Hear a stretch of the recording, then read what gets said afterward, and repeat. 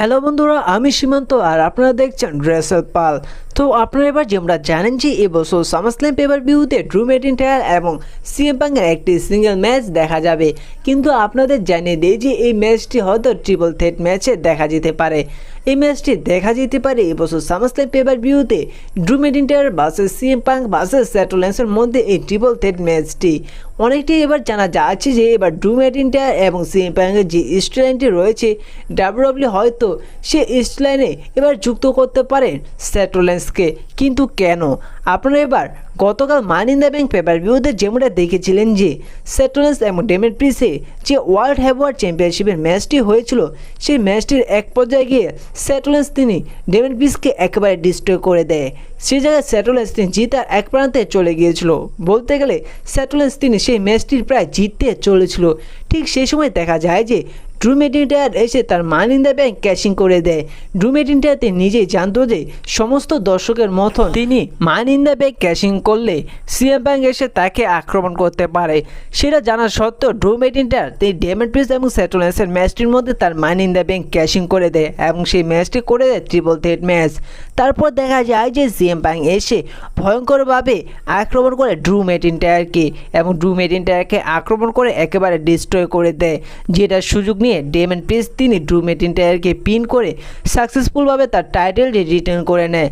আর যার কারণে Seth Rollins তিনি এবার চ্যাম্পিয়ন হয়েও হতে পারেনি ড্রু ম্যাকিন্টায়ার এবং সিএম পাঙ্কের কারণে। সে জায়গায় যদি ড্রু ম্যাকিন্টায়ার তার মানি ইন দ্য ব্যাংক ক্যাশিং না করতো তাহলে সেথ রলিন্স তিনি সাকসেসফুলভাবে ওয়ার্ল্ড হেভিওয়েট চ্যাম্পিয়ন হতো। শুধু তাই নয়, সে জায়গায় যদি সিএম পাঙ্ক তিনিও যদি ড্রু ম্যাকিন্টায়ারকে আক্রমণ না করতো তাহলে এত সহজে ডেমিয়ান প্রিস্ট তিনি ড্রু ম্যাকিন্টায়ারকে পিন করে তিনি ওয়ার্ল্ড হেভিওয়েট চ্যাম্পিয়নটি তার রিটার্ন করে নিতে পারতো না। মূলত এক কথায় বলতে গেলে এবার সেথ রলিন্স তিনি চ্যাম্পিয়ন হয়েও হতে পারেনি ড্রু ম্যাকিন্টায়ার মানি ইন দ্য ব্যাংক ক্যাশিংয়ের কারণে এবং সিএম পাঙ্ক তিনি আক্রমণ করেছে ড্রু ম্যাকিন্টায়ারের কারণে। অর্থাৎ সেথ রলিন্স তিনি এবার চ্যাম্পিয়ন হতে পারেনি ড্রু ম্যাকিন্টায়ার এবং সিএম পাঙ্কের কারণে, যার কারণে এবার অনেকটাই অনুমান করা যাচ্ছে যে এবার সেথ রলিন্স তিনি ড্রু ম্যাকিন্টায়ার এবং সিএম পাঙ্কের স্টোরি লাইনে জড়িয়ে পড়তে পারে এবং দেখা যেতে পারে সামনের মানডে নাইট রয়ে অর্থাৎ কালকের মানডে নাইট রয়ে হয়তো যদি ড্রু ম্যাকিন্টায়ার এবং CM punk face to face হন, সে জায়গায় ইন্টারফেয়ার করতে পারেন সেথ রলিন্স এবং সেথ রলিন্স এসে আক্রমণ করে দিতে পারে ড্রু ম্যাকিন্টায়ার এবং সিএম পাঙ্ককে। দেখুন, এই ট্রিপল থ্রেট ম্যাচটি হওয়ার আরও একটি কারণ যে বর্তমানে সেথ রলিন্স তার কোনো অপোনেন্ট নেই যে তিনি এবার সামারস্ল্যাম পেপার ভিউতে ফেস করবে, যার কারণে ডাব্লিউডাব্লিউ হয়তো এবার সেথ রলিন্সকে ড্রু ম্যাকিন্টায়ার এবং সিএম পাঙ্কের এই স্টোরিলাইনে যুক্ত করতে পারে এবং দেখা যেতে পারে এবছর সামারস্ল্যাম পেপার ভিউতে Drew McIntyre versus CM Punk versus Seth রলিন্সের এই ট্রিপল থ্রেট ম্যাচটি।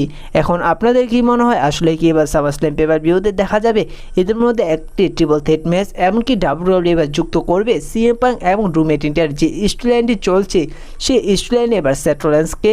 আপনাদের ধারণাটি অবশ্যই কমেন্ট করে জানিয়ে দিবেন। আর হ্যাঁ, এই চ্যানেলে নিয়মিত রেসলিং সম্পর্কে তথ্য পেতে চ্যানেলটি সাবস্ক্রাইব করে দিবেন। আর ভিডিওটি ভালো লাগলে অবশ্যই লাইক করে দিবেন। আর দেখা হচ্ছে পরবর্তী ভিডিওটিতে। এতক্ষণ ভালো থাকুন, ধন্যবাদ, টাটা।